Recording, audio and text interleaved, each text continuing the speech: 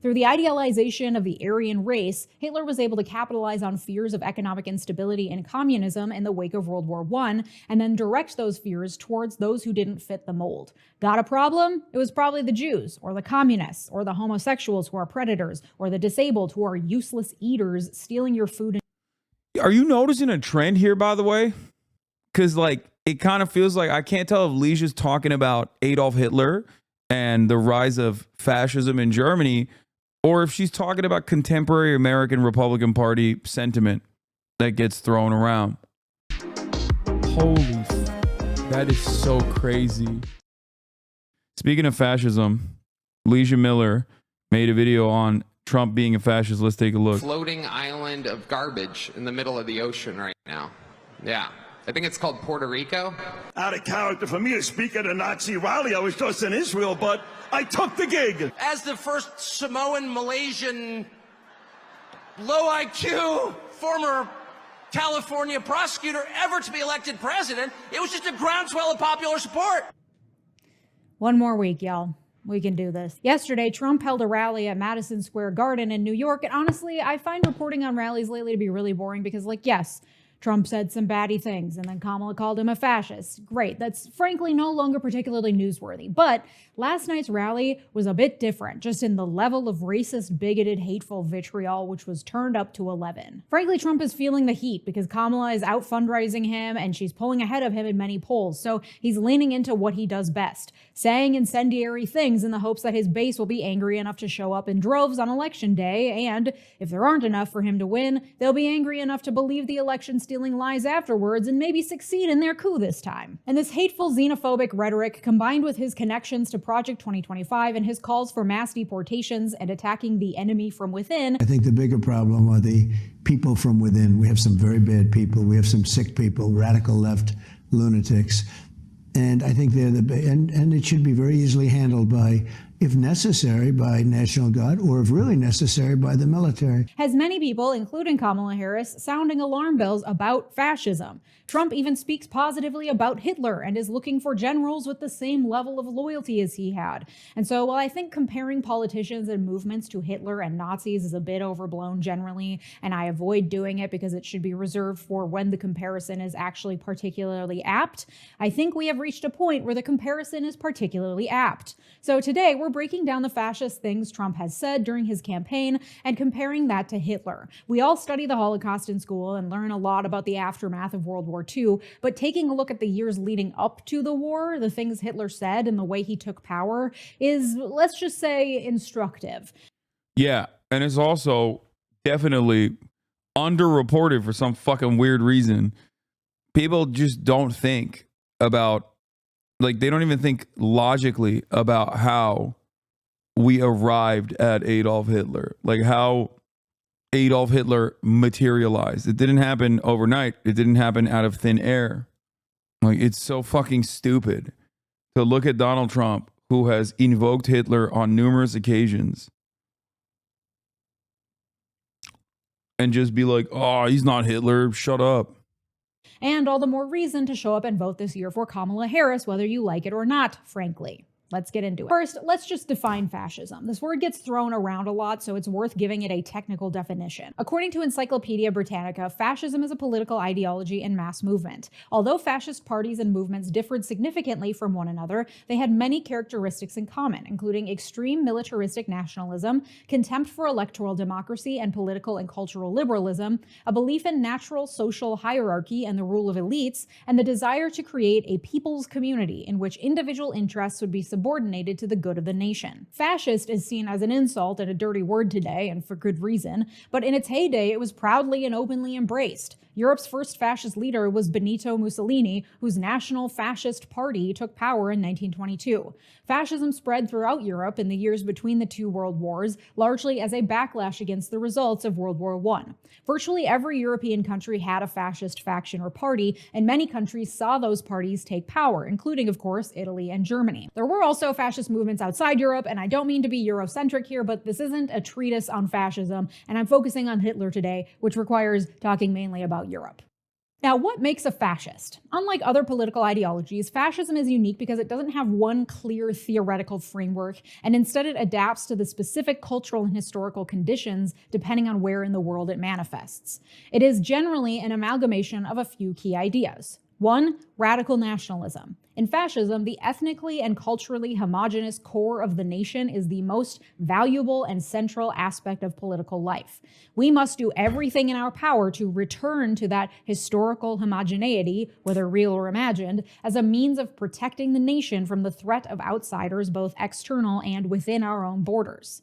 Number 2, populist authoritarianism. Fascism promotes the idolization and mythologization of charismatic central leaders. Leaders who are seen as embodiments of the people's will and of the nation itself, which falls in line with fascism's belief in authoritarianism, wherein the leader is infallible and above the law. And number 3, anti-liberal and anti-democratic. Traditionally, fascism expresses its anti-liberal sentiments through a rejection of the liberal emphasis on individual rights and freedoms, and instead advocating for subordination of individualism in favor of the collective fight for the nation. Democratic processes are weak, bureaucratic, and inefficient. The will of the nation must be implemented through swift, decisive action by the idolized leader, who embodies the will of the nation anyway, so let him just do his thing. Unlike traditional conservatism, which advocates for order and tradition, fascism brings a revolutionary fervor and populist rhetoric that alienates traditional conservatives as well as liberals. It is more radical, more movement-driven, and, as I said, more willing to fudge traditional political ideology in order to achieve the ultimate end goals of radical nationalism and populist authoritarianism. And a lot of the details of any particular fascist ideology differs depending on the specific location and moment in time when it manifests. Those details generally revolve around scapegoating and fear-mongering.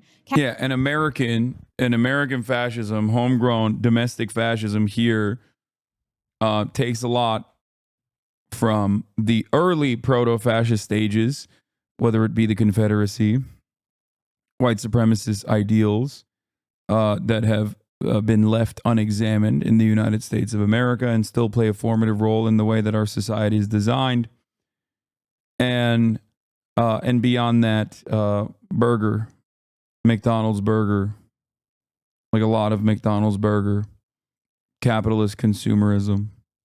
Capitalizing on whatever is most scary to the population and giving them a group towards which to target their anger. In Italy and Germany, the fascist parties capitalized on the anger and fear of war veterans, the middle class, and other segments of society who felt alienated and threatened by societal and economic change. And socialists, who were violent, godless revolutionaries intent on dissolving the traditional way of life, like the Bolsheviks in Russia, as well as Jews, who were allegedly involved in, the massive plot to control banks in the world through an underground network, etc. Yeah, also, just remember that, socialism, in the way that the Nazis examined it, was a second Jewish religion. That's the way they treated it, at least. Now, obviously, the real goal was to eviscerate any matter of socialization that was occurring. And a really good way to do that was by dehumanizing Jewish people. And then, playing the role of, Jews are responsible for this, or vice versa. Yeah, Judeo-Bolshevism. Etc. This trope has been around for a very long time. They were the chosen scapegoats, along with everyone else who didn't fit the mold of the imagined traditional cohesive identity of the nation. So in the case of Germany, that's... Yeah, by the way, you might notice that Judeo-Bolshevism, i.e. Jewish Bolshevism, has turned into cultural Marxism in the United States of America. You can't just openly be anti-Semitic in the same way, especially because everybody understands that's a Nazi, and everybody understands that Nazis are bad. So we've repackaged the exact same sentiment. We just say that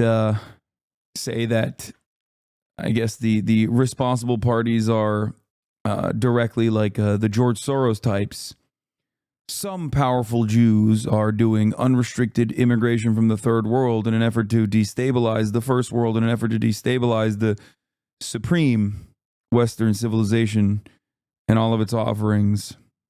the pseudoscientific Aryan race, a discredited concept that was invented in the 19th century by racist linguists, as well as a bastardization of social Darwin. How can there exist both the rhetoric of Judeo-Bolshevism and Jews controlling the banks? Is this just rightoid brain rot? I don't know. How can Americans say that immigrants are stealing your jobs, but also are stealing your social safety nets because they're jobless, lazy immigrants? At a certain point, you have to realize that the enemy is both strong and weak. It's just that they are the enemy. Maybe it touches your heart when someone claims that they are strong. Maybe it touches your heart when someone says they're weak. But ultimately, it's not born out of real logic. Jews were not controlling the fucking global banking system, nor were all Jews inherently socialist. Fascism simply was a response by capitalists to a rising tide of pro-worker, pro-socialist sentiment that was genuinely terrifying for a lot of very wealthy people. It was a way to instill order in this otherwise chaotic situation. And then adopted by extremists in the 20th century to validate their violent ideologies. And no one adopted it quite as hard as Adolf Hitler. Through the idealization of the Aryan race, Hitler was able to capitalize on fears of economic instability and communism in the wake of World War I, and then direct those fears towards those who didn't fit the mold. Got a problem? It was probably the Jews, or the communists, or the homosexuals who are predators, or the disabled who are useless eaters stealing your food. Are you noticing a trend here, by the way? Because, like, it kind of feels like I can't tell if Leeja's talking about Adolf Hitler and the rise of fascism in Germany, or if she's talking about contemporary American Republican Party sentiment that gets thrown around. In your resources, that was an actual talking point in Nazi propaganda. By playing into those fears and othering the people who do not fit the nationalist mold, fascists are able to create a strong identity, an us versus them mentality, which further solidifies that group dynamic. From this emerges what appears to be a safe haven for loyal members, where they will be protected, where there are clear answers for how to solve their problems, and where they can fight for their righteous national identity behind a strong leader that is above the law. Okay, now that we have the basics out of the way, let's examine how fascism manifested itself in Germany ahead of World War II, and I think you'll find this history very instructive. World War I led to the collapse of the German Empire and the creation of a new democratic republic. The new German government was forced to sign the Treaty of Versailles, which restricted Germany's ability to build an army or participate in any aggressive behavior, as well as requiring Germany to pay restitution and cede colonies and land. The reparations and restrictions after World War I tanked the German economy. In September 1923, $1 US was worth 4 billion German marks. Soon after, the global economic collapse of 1929 led to deep unemployment, hunger, poverty, and homelessness in the early 1930s in Germany. This level of economic upheaval, combined with a sense that the world was unfairly attempting to suppress Germany and the German people, created a situation rife for backlash and movement building. Movements on both ends of the political spectrum were built, and many attempted to overthrow the new government. This also meant that the new government was deeply divided, making it nearly impossible to pass new laws, and many Germans lost faith in their leaders' ability to govern. Sound familiar? The Nazi Party was one of many new movements that grew out of this post-World War I discontent. And Adolf Hitler, a young wounded World War I veteran, joined early in 1919. The group was impressed with his organization and oratory skills, and he became responsible for recruitment and propaganda, organizing larger party meetings and rallies where he would give speeches that made him indispensable to the party and its growth. In 1920, he developed the party's 25-point program, including pushing for an overhaul of the party structure that replaced the Democratic Committee with a single leader with ultimate control. When this restructuring was rejected, Hitler resigned. After the heads of the party realized that Hitler's speaking and organizing skills meant that without him, the party would flounder, they agreed to his demands and made Hitler the party chairman. In 1923, Hitler led a failed coup attempt that involved a march on the War Ministry building that resulted in violence. 14 Nazis died and 4 policemen were killed. Hitler was later arrested and spent less than a year in prison, where he wrote Mein Kampf. After this failed coup, Hitler realized it would be more effective for him to take over Germany through electoral means by winning democratic support for his party and getting elected to power. So he got organized. He divided the country into regions, which each had a designated leader, then subsections of those regions, which each had a designated leader, and then even smaller sections inside those subsections, also with designated leaders, and each leader answered to the section leader above them, who ultimately answered to Hitler. Groups were also formed for doctors, lawyers, etc. to infiltrate existing social structures and help the party gain more members and supporters. Hitler also established a new leader for the SA, the paramilitary arm of the Nazi Party. Initially, this paramilitary was a militia made up of ex-World War I soldiers and unemployed men who were disorderly and had free reign over their activities. To give this militia an air of legitimacy, Hitler appointed a strict leader to give the SA a more defined role. The SS was a small subdivision of the SA, originally meant to act as Hitler's bodyguards. The SS was significantly expanded in 1929 when Hitler put Heinrich Himmler in charge, who would lead the SS to police the entire Third Reich. These SS members were chosen based on their racial purity, blind obedience, and fanatical loyalty to Hitler. The more loyal you could prove yourself, the higher up the ranks you'd go. Sound familiar? As the military arms of the Nazi Party grew, so too did the propaganda wing. Joseph Goebbels used simple, effective communication through modern media like films and radio, combined with traditional campaigning tools like posters and newspapers. The propaganda played into Germans' fears during uncertain and unstable times. These included instilling fear of unemployment in the working class, portrayals of ideals of family and the role of women as mothers, and scapegoating Jews and communists as a source of most of their economic and personal woes. Through this propaganda, Goebbels built an image of Hitler as the strong, stable leader Germany needed to become a great power again. Goebbels was so effective and loyal that he was appointed Minister of Propaganda in 1933. The economic unrest during the Great Depression led to numerous leadership turnovers at the head of the German government, and the success of Nazi propaganda in obtaining popular support for Hitler and the Nazi movement was evident in the growing success in the elections. In 1928, the Nazi Party won just 2.6% of the vote, getting just 12 seats in the German parliament. 2 years later, in 1930, they won 18%, and 2 years after that, in 1932, Hitler ran for president, losing, but with 36.8% of the vote. This turned Hitler... Very important to understand, like, what the inception of this movement in such a short period of time, how much popularity they were able to cultivate. There's definitely not only a parallel here for Donald Trump, but also for the Reform Party, or AfD, in Germany, or the Nationalist Party in France.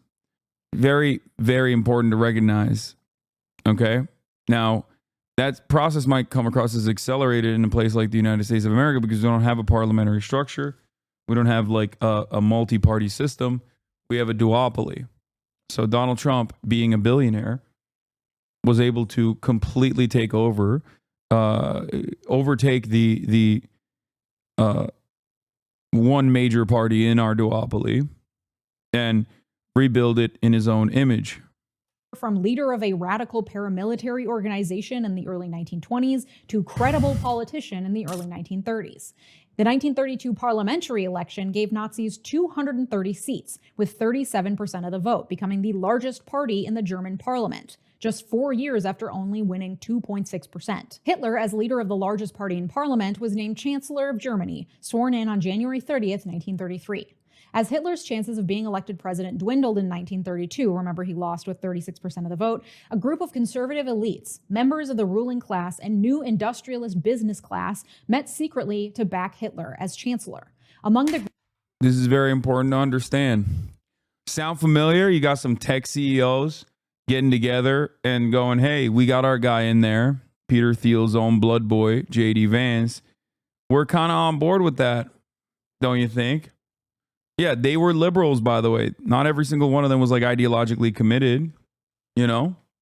Group were political leaders and the son of the current president, along with important wealthy industrialists. Their support was vital to Hitler eventually being named chancellor by Germany's president. The idea being that they needed a strong authoritarian power in place to protect their power and money, and they saw their opportunity in Hitler. Sound familiar? But at this point, the Nazis were just one party in a three-party coalition government alongside a non-Nazi president. In an attempt to consolidate more power, Hitler called for another election in 1933 and went on a propaganda blitz to try to win as many more parliamentary seats as possible. But then in February 1933, the German parliament building was suddenly set ablaze, burning to the ground and instilling panic in the public over the potential terror attack. A young Dutch communist was arrested for the crime, playing into the Nazi Party's scapegoating of communists and amplifying their fear-mongering propaganda. 4,000 communists were subsequently imprisoned as a result.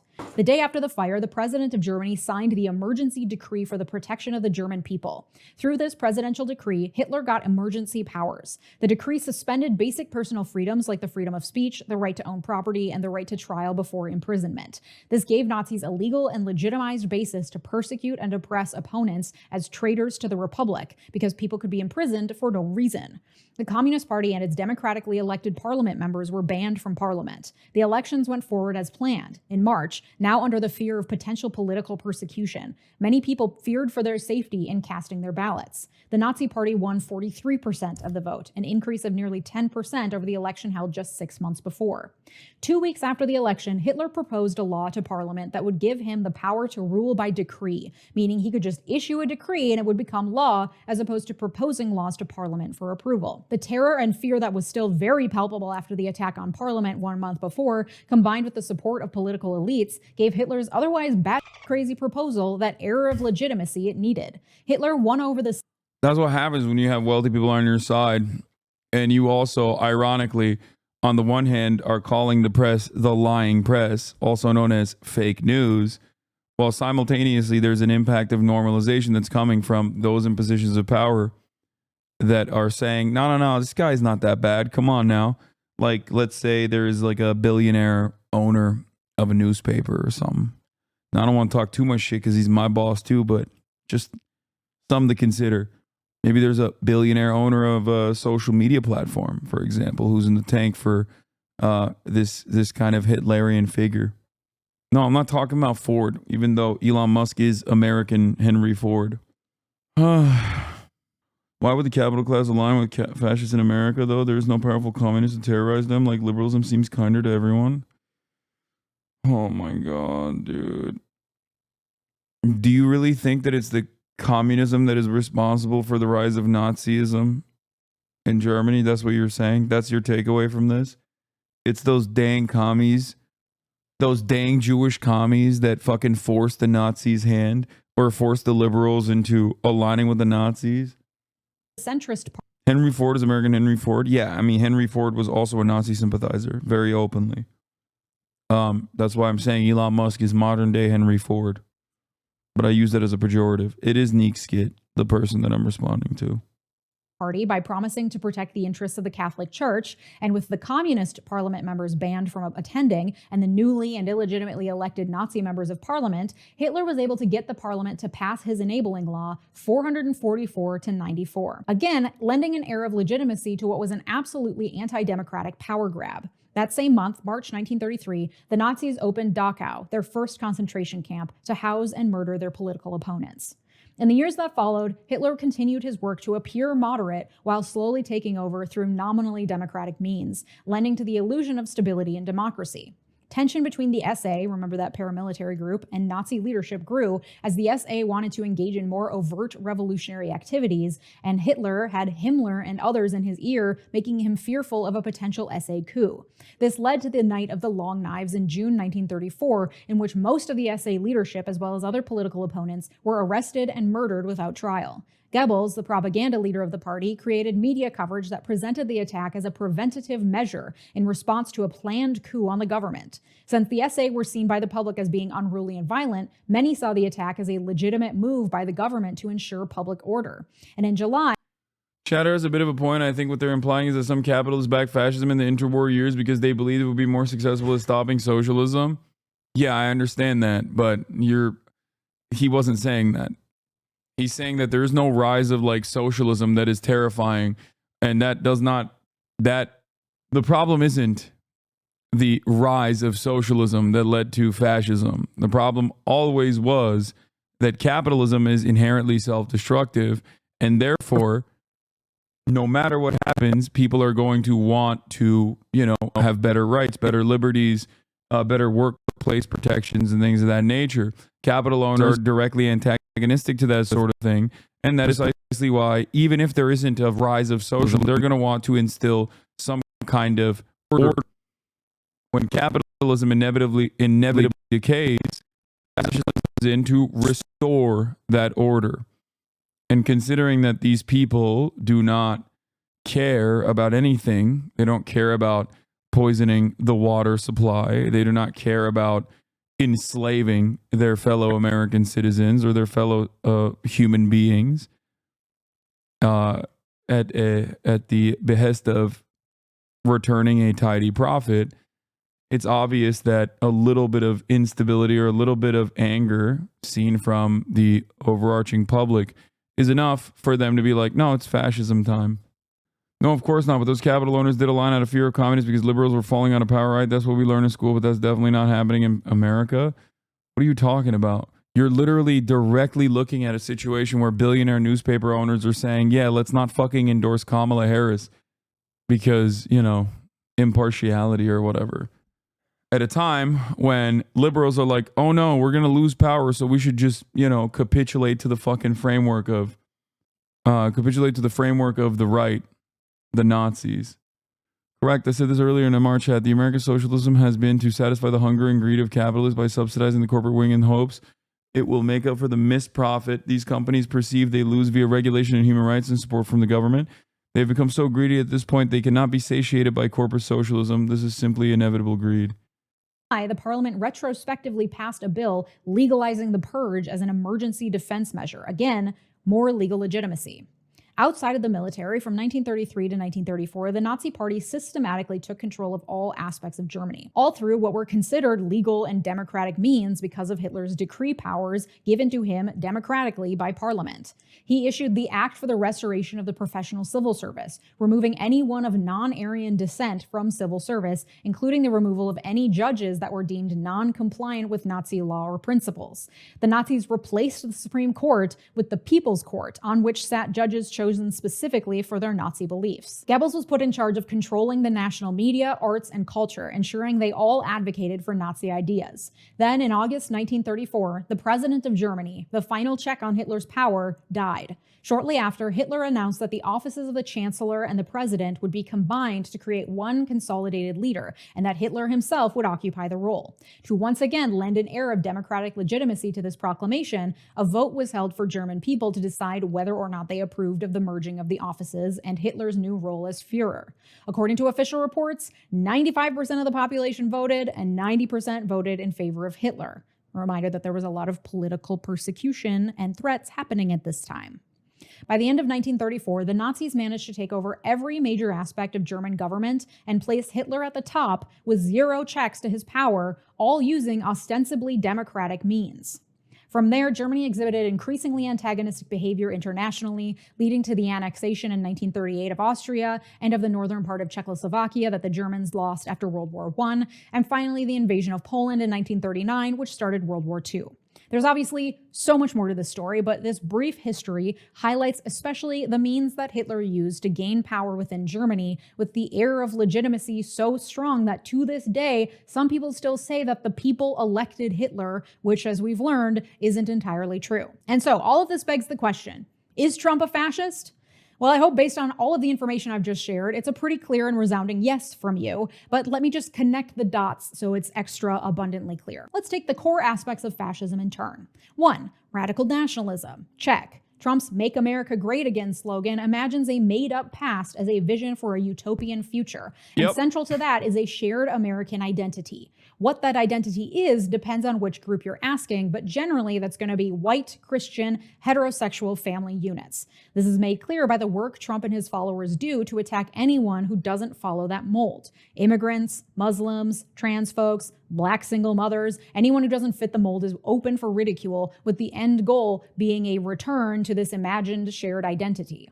Number 2, populist authoritarianism. Check. When asked, Trump's followers, at least the ones who make it in the clips from rallies, indicate a willingness to completely ignore his words and actions, to completely accept his felony record because he is infallible, he is above the law, he is godlike, and he is not to be questioned. They don't care. There's a classic cartoon that shows other convicted felons. There's Gandhi, there's Nelson Mandela, and then there's Trump. Despite his nonsensical ramblings and inability to talk in full sentences, Trump has a charm to him that allows him to win people over and make them feel like he's one of them, despite embodying zero of the same qualities of most of his followers. Project 2025 and Trump himself would have him at the helm of a government stripped of checks and balances, stripped of regulations and government agencies, and stripped of any civil servant who hasn't professed a loyalty to Trump himself. Number 3, anti-liberal. Check. Trump's flavor of anti-liberalism is an example of how fascism is able to adapt depending on where and when it's manifesting. This is America. An outward declaration that people should give up individual freedoms for the good of the collective is a hard sell in the most individualistic country in the world. So anti-liberalism instead manifests itself a bit more discreetly.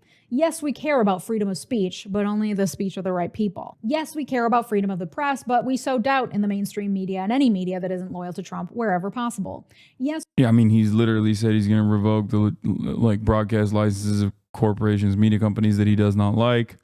And he said that he's going to jail people for burning the American flag.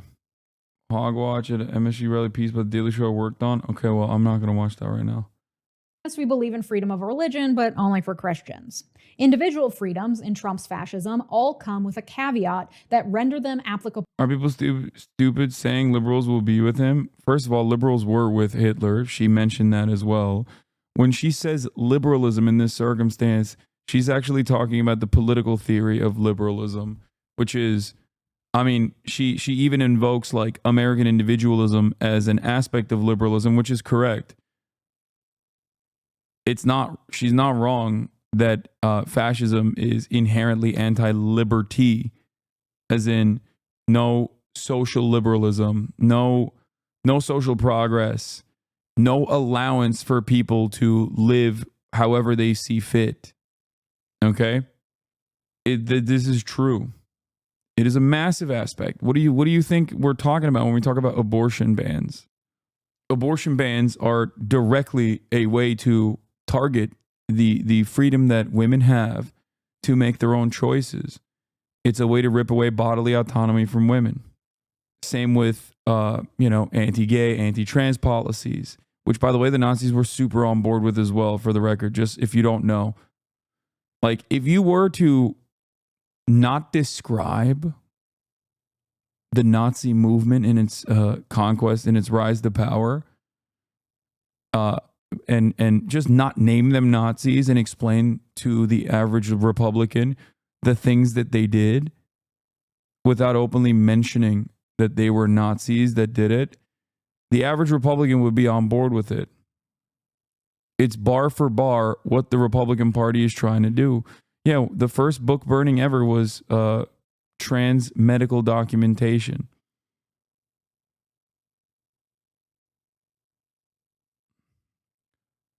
Hitler also outlawed abortion for white folk.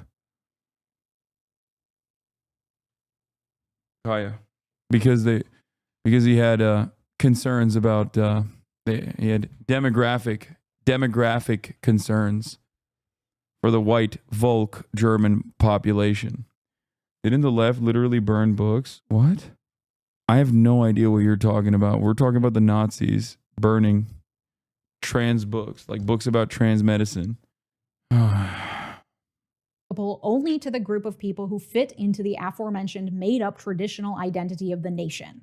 And number 4, anti-democratic, also check. You hear it in the dog whistles that have been adopted by his followers. We're not a democracy, we're a republic. You see it in Project 2025 and in Trump's own professed plans. Fire civil servants who aren't loyal, replace judges with loyalists, get rid of the administrative state in favor of a concentration of power in the hands of the president who can act swiftly and decisively without the inconvenience of regulations, unchecked by other branches or by the will of the people.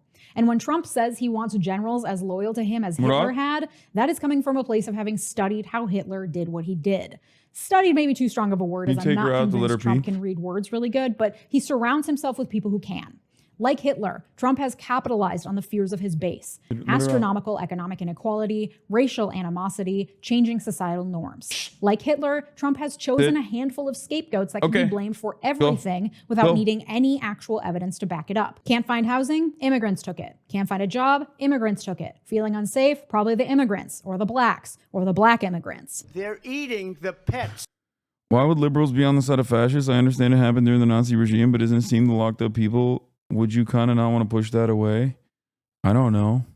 There's plenty of fucking like 2-time Barack Obama voters that swung wildly in the direction of Donald Trump.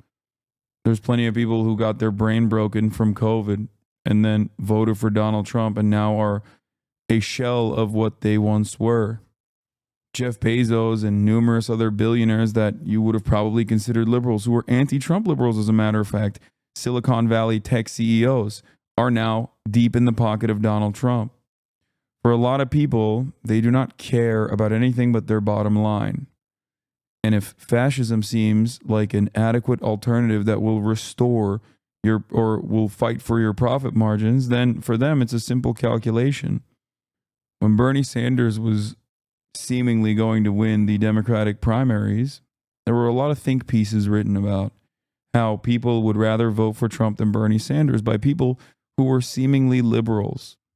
People who were like, I've voted for the Democrats my whole life, but Bernie Sanders is far too radical for me. Why? Because he wanted to do fucking universal health care. A lot of people want the preservation of order. If fascism seems like the only preservation of order, then yeah, a lot of people, especially those in positions of power, are going to choose fascism over any kind of radical shakeup of the system. Of the people that live there. Like Hitler, Trump and his cronies have infiltrated every aspect of public life in order to take control or discredit it.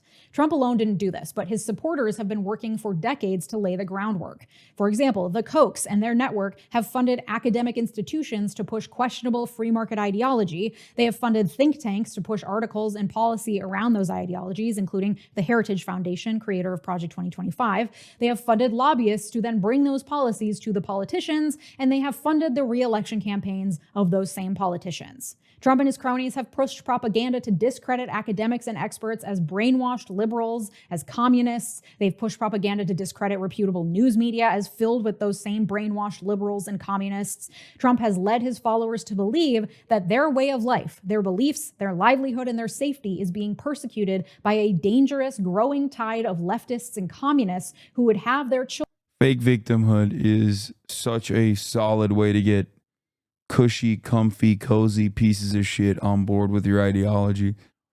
Christians love talking about their fear of persecution, that like Christians in America are persecuted at every turn. How are they being persecuted in a fucking Christian nation?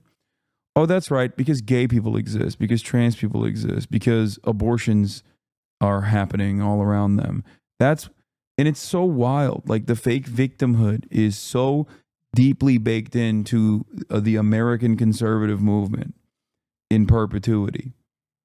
It's, entitled bereavement, exactly.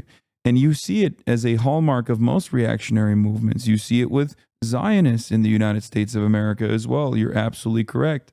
That's why I always make the all lives matter comparison when talking about someone who is a defender of Israel saying, from the river to the sea, Palestine will be free, is actually a very scary sentiment that you're expressing right now. It's no different than the very same reactionary sentiment expressed towards Black Lives Matter, which was met with fear from anti-Black people that turn around and say, well, you're saying Black Lives Matter. Well, how about all lives matter? How about white lives matter? It's very fearful to me that you're saying Black Lives Matter. Those who are in defense of oppression will always look at emancipatory slogans as a dangerous prospect for their future because they want the maintenance of that oppression to continue. And changing that dynamic is akin to death for them. We look at that with our perspective and see it for what it is. It's entitled bereavement, as you correctly pointed out. People want to defend the status quo. If the status quo changes, oh my God, we'll die. And the scariest part of all of this is that there's not really a lot of, there is not really a lot of motion in addressing any of these insanities that are happening all around us on a day-to-day basis. You know what always killed me about the fear of persecution? Christians are taught that if they aren't being persecuted, they aren't following Christ well enough. Children turn trans and pee in litter boxes, give their jobs to immigrants, get rid of all measures of public safety, and suppress their First and Second Amendment rights. Conveniently, danger is closing in from all sides, and the perpetrators are the very people who don't fall in line for Trump. And all of this is cloaked under a false sense of legitimacy because he was elected fair and square once. Fair and square, however, is arguable because he lost the popular vote and voter suppression is very real, but technically he won. And now that he's held power legitimately once, he's willing to use whatever tools necessary while attempting to appear moderate and to be operating within the confines of the law, just like Hitler did, to maintain and consolidate that power. And through populism, propaganda, and fear-mongering, he's managed to convince his followers that it's in their best interest to elect him when it's not. All the while, he's backed by today's version of wealthy industrialists who believe that with him in the White House, their money and power will go untouched and unchallenged. And on the similarities go. Trump is a fascist. If he wins next week, there will be far fewer checks on his power than there were the first time, thanks to the damage he did during his first administration. It is only through a decisive victory that we can hopefully definitively shut down Trump's power, as well as his challenges to the election results after the fact. But hope is not lost. You do not need a time machine to go back and kill Hitler. You can do your part now to vote against fascism in our own era. Go to iwillvote.com to check your registration and set up a voting plan. If you haven't voted already, do you have a plan to vote? Comment it below. It helps to actually write it down. I will be voting on election day because I love being in the action on the day of. So I will walk to my polling place after breakfast on November 5th, and I will cast my vote for Kamala Harris. Is she advocating for the progressive policies I want? Hell no. But she's not fucking Hitler, so she's got my vote. If you want ad-free and uncensored versions of these videos, join me over on Patreon. Not to be negative, but we're kind of doomed. I mean, whichever way you cut it, things are not looking good. I just hope every day that the Democratic Party would have actually provided an adequate counterbalance to the growing fascist movement in this country, instead of just sitting around and sometimes vaguely gesturing towards the things that the Republicans are doing as bad. God damn, dude. Holy shit.